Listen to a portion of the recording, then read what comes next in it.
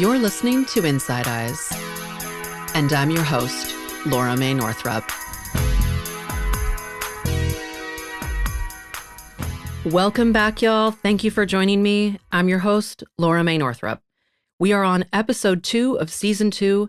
If you are starting this series for the first time, I encourage you to go to the first episode in this season entitled Welcome Magic and start there. And before I go on, I want to share that I wrote and published a book. My book is called Radical Healership: How to Build a Values-Driven Healing Practice in a Profit-Driven World.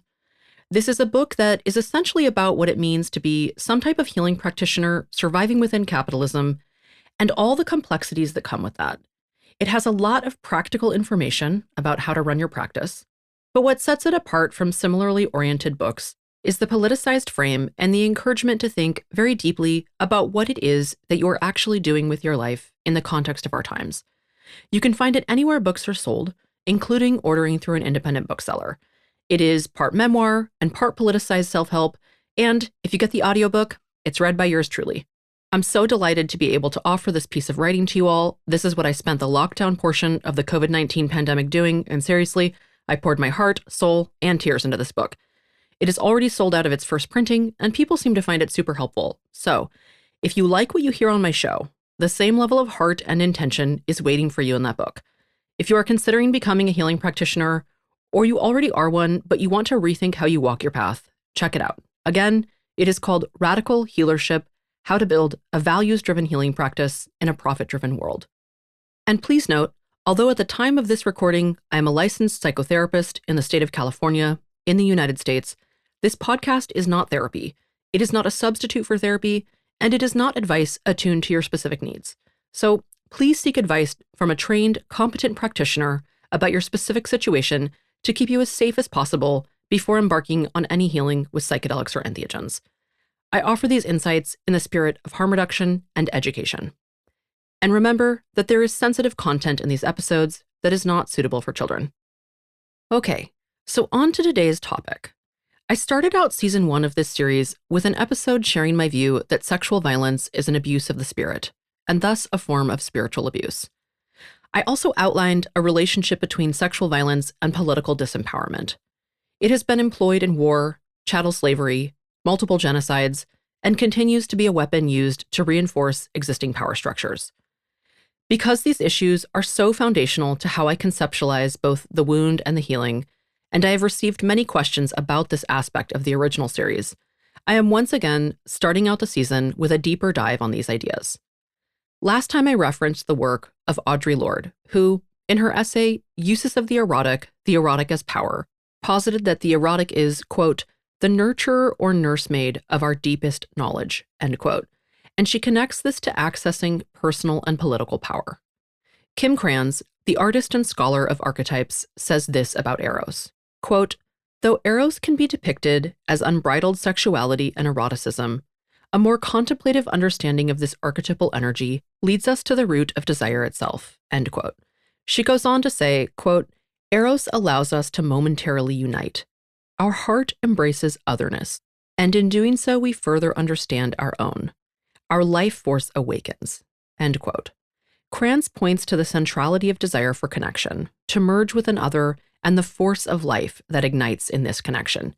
Key here is understanding that for both of these thinkers, sexuality is about more than procreation. It is about desire, power, pleasure, expression, connection, and aliveness. This is critically important to understand when we talk about collective liberation, which requires desire, connection, and power. A healthy embodied sexuality enables us to be empowered both individually and collectively. As a queer person, this feels second nature to acknowledge, as claiming queer identity in a homophobic and transphobic landscape requires a conscious reckoning with desire, pleasure, expression, and power. To lay claim on identities that are so stigmatized requires accessing one's personal as well as our collective power. It requires breaking through the violence the world inflicts on our desire and finding the strength to feel allowed to be alive and live a meaningful, fully embodied life. Additionally, many forms of homophobic and transphobic harassment are acts of verbal and physical sexual violence, despite not always being named as such. Children who are gender nonconforming are sexually abused at higher rates, and bisexual cis women experience sexual violence at higher rates than any other sexual orientation of cis women. Sexual violence is intimately linked with sexism, and much of the stereotyping and stigma around queer and trans identities is entwined with sexism. The path of surviving sexual violence shares some meaningful overlaps with that of embracing queer identity, as both include themes of shame, ostracization, and injury to one's sexuality. Of course, that is not to imply that those experiences are the same, or to ignore that many people walk both paths simultaneously, as queer and/or trans survivors. And while I'm on the topic of gender, I want to add that people of every gender experience sexual violence. This series is not focused on a specific gender of person, because it is for all survivors of any gender. I want to turn now to defining how I use the terms spirit and spiritual. For people who are atheist or have significant religious trauma, stay with me for a moment, because I'm not going to proselytize any particular religion, and I'm on board with transparently naming the violence of Christian supremacy and other forms of oppressive religious structures. I acknowledge that Christianity has specifically employed sexual violence as a weapon in colonization and forced Christianization. Additionally, the Catholic Church has its very own epidemic of sexual violence that powerful Catholic elites have knowingly perpetuated through neglect, silence, and protecting the people who are perpetrating the harm. I am in deep opposition to the extensive historical and current oppression of queer and trans people by many organized religions. My view on spirituality is grounded in liberation, welcomes a non-religious lens, and does not require a belief in any particular God. When I hear the term God or use it myself, I understand that to be a reference to the essence of life itself, a word that means the very life that arises within us, that animates all things, all forces, and I see that as divine. I do not understand that to be a person or any single being. I understand that force to be genderless and genderful, both nothing and all things. You are entitled to your own perception of what gods and/or God is or is not. I share my perception not to convince or contradict you, but rather so you can know more about where I am coming from. We enter this world with the ability to be connected to our spiritual selves. And by that, I mean we can sense ourselves as part of a larger flow of life. We can recognize the divinity in ourselves and in others. That potential exists within all of us. To feel connected, to see the interrelatedness of all things, to understand that what moves in the bird chirping away the morning is the same mysterious force that beats my own heart. Much like Eros, spirituality includes this potential of recognizing ourselves in the other and vice versa. It is the ability to love, to be alive, to be in awe of and relating to the mystery. Spirituality includes practice. Prayer is the act of grounding into the infinite, touching an arc larger than our individual lives. It is a way that we actively and ongoingly build connection to the divine, the mystery, the numinous. Prayer can be many things. It is not limited to the vision that religions set forth for us. It is presence, it is intention, it is surrender, it is giving and receiving love. It can even be the act of entering into an expanded state with an entheogen or psychedelic. And there is no need to use the word prayer if it does not resonate with you. I use it here to clarify with specificity my approach to thinking about spiritual practice. Many activities, by many names, offer the opportunity, should we pay attention to it, to ground into the infinite. Building the ability to do that, to notice these opportunities and be present with that larger arc, starts by knowing our own life force, because that is the divine or spirit within us. And again, I'm not talking about a specific God, religion, or prayer practice. I simply mean that you are alive, which is frankly a miracle we don't completely understand and cannot use science to explain. At this point, scientists cannot make life from scratch, despite the fact that the laboratories of our bodies can. We cannot take inner material and animate it. For some, this is what makes us not God. However, I would argue that we can make life with our bodies, and this is part of our relationship to the divine, our capacity for creativity, both in making life and in making art, music, pleasure, love, connection, and beauty.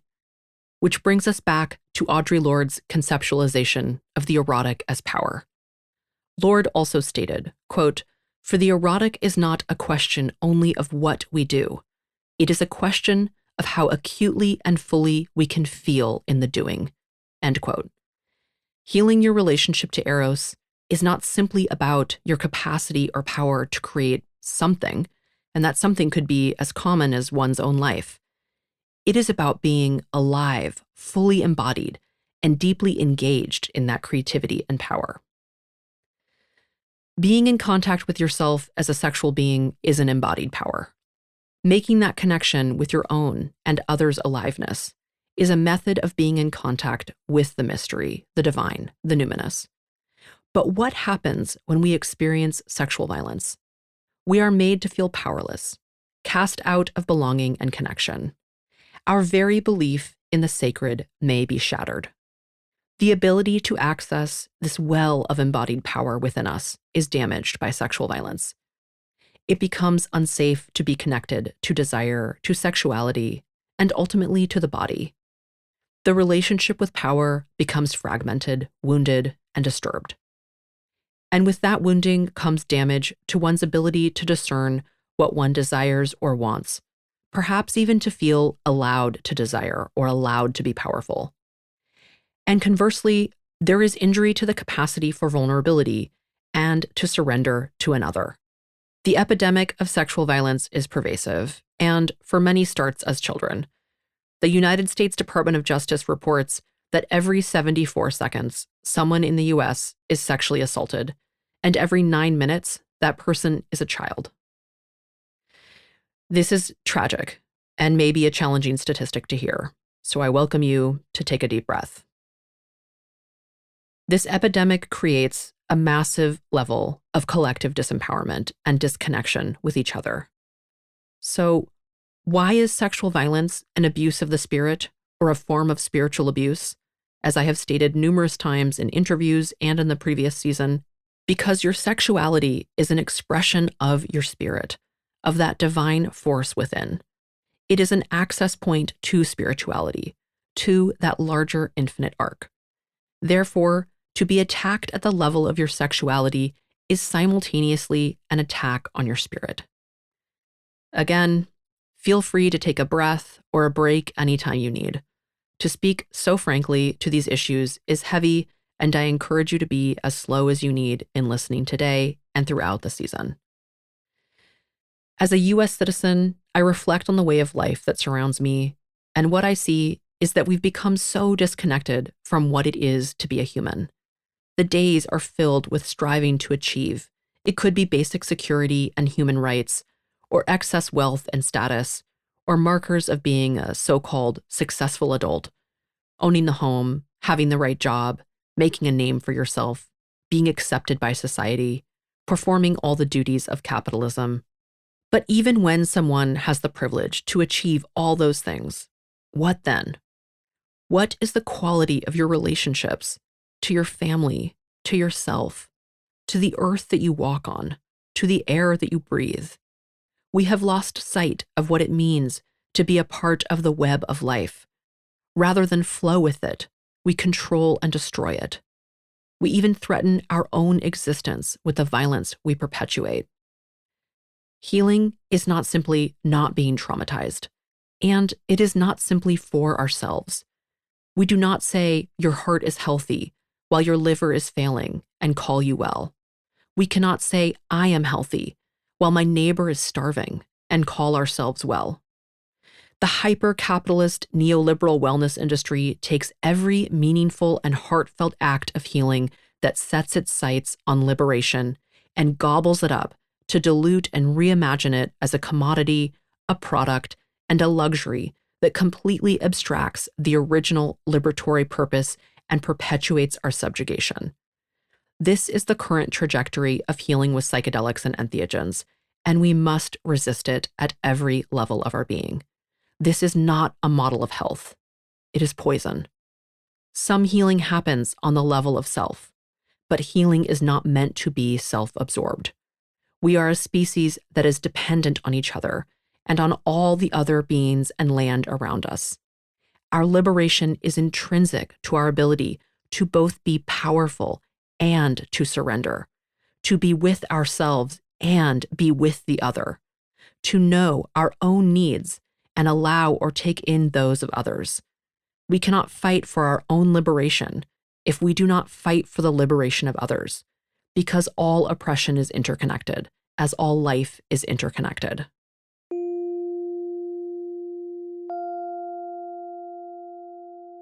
I'm going to turn now to talking about what I call the spiritual chasm created by sexual violence. Violence paradoxically interrupts connecting to spirit, while it also spiritualizes us. Sometimes losing a necessity awakens you to its essentiality. Sexual violence is, in a sense, an initiation that exposes the victim to an expanded reality, to the edges of the human psyche, to horror, to extreme destruction, to profound powerlessness. And these are spiritual issues. The question of what to do or think about violence, how to comprehend or relate to forces of evil or hatred. These are spiritual questions that dedicated spiritual practitioners and leaders grapple with. While this is a tragic and entirely unnecessary way to experience such intense depth, sexual violence nonetheless creates an abyss of spiritual capacity. What I mean by this is that facing violence expands one's spiritual capacity, just as giving birth or experiencing profound love expands one's spiritual capacity. Extreme acts of violence do the same. However, that capacity comes with no preparation or choice, and thus no spiritual groundedness to navigate it, which is why I refer to it as an abyss of spiritual capacity. The space is there, but the internal and external architecture that must exist to manage the emotional impact of facing such destructive forces is not. Due to this, survivors can at times have a strange ability to feel into this terrifying, horrifying place in themselves and others. And while the spiritual architecture to navigate this is not acquired through violence, it can be acquired in healing. The primary structure required is a profound relationship with love. And here I use the concept of love in an expanded manner, including but not limited to self-love or love between individual people. This love can be synonymous with God, with life, with spirit, with the mystery and the numinous. Navigating violence requires an ability to stay connected to a truth beyond it, to the life and love that continues regardless of it, to the core of something that is unbreakable. But this is hard to come by when our cultural responses to sexual violence are isolation and denial. We deny its existence, shame the survivor, and in that denial, we abandon those who are enduring all that I have just described. In the end, many survivors are isolated by this. And at this point, so many people know this terrain as the air we breathe and thus isolate without question. For many, to come forward is so stigmatized. There is so much fear of not being believed that the incidences of harm are never spoken of again. Without the spiritual architecture of love, one is left only with despair, unrelenting fear, and a rage so piercing that sometimes, perhaps even without realizing it, survivors can perpetuate the harm they have endured by inflicting it on someone else. So yes, I view sexual violence as an abuse of the spirit, and I view the path of healing as a spiritual path. And I see no need to separate the spiritual from the political, as our capacity to create liberation is dependent on our ability to embrace, respect, and nurture the divine force of life within ourselves and others. As you embark on listening to this series, I will talk about many ways to support healing with entheogens and psychedelics. But remember this, at the core of all our work as survivors is building a deep and unending relationship with love, loving all that is wonderful, and finding the capacity to keep loving through all that is challenging, to not lose the compass of truth in the face of our own pain. That includes loving yourself. So here's an invitation to give yourself some love in this moment. That might be a deep breath. That might be looking out to the sky right now. That might be giving yourself a hug. We have to love ourselves immensely to keep showing up on this journey of learning and growing beyond the wounds of violence. Thank you for joining me here once again. Before I close out, I do want to say, if you have not read Audre Lorde's Uses of the Erotic is Power, I highly recommend doing so. It is hard not to quote the whole piece in this episode because she speaks so profoundly to the concept of the erotic and the relationship between the spiritual and political. Okay, we will leave it there for today. Please take care of yourself after listening to this episode and as you move through the whole series. I will likely do some free online Q&A sessions for people who have questions related to the series. I will announce the dates for that on my email list. If you want to support the show, please take a moment to rate it on whatever podcasting app you use and consider sharing this episode with people who may benefit. Thank you so much for supporting this work. I teach occasional classes, offer group and individual consultation to clinicians around the world, and provide psychotherapy to people located in California. If you're curious about my offerings, you can find more information and contact me via my website, lauramainorthrup.com. And here is where I give out my social media handles. But I want to say a little something about social media. You only see what ends up being popular enough to come into your feed the days that you look at the app, an app that is controlled and censored by capitalist elites. If you want to ensure you hear about ways to work with me, learn from me, or get healing support, join my email list. I send very few emails, usually less than 5 per year. You can find it on my website, lauramainorthrup.com, or there is a link in the show notes. And again, that is also where I will announce dates for any online Q&A sessions related to this season. So definitely sign up if you want to hear about those. And if you want to see memes and leave things up to social media fate, find me on Instagram at lauramainorthrup. And don't forget, I have a new book out, Radical Healership. Check it out, link in the show notes. Okay, until next time.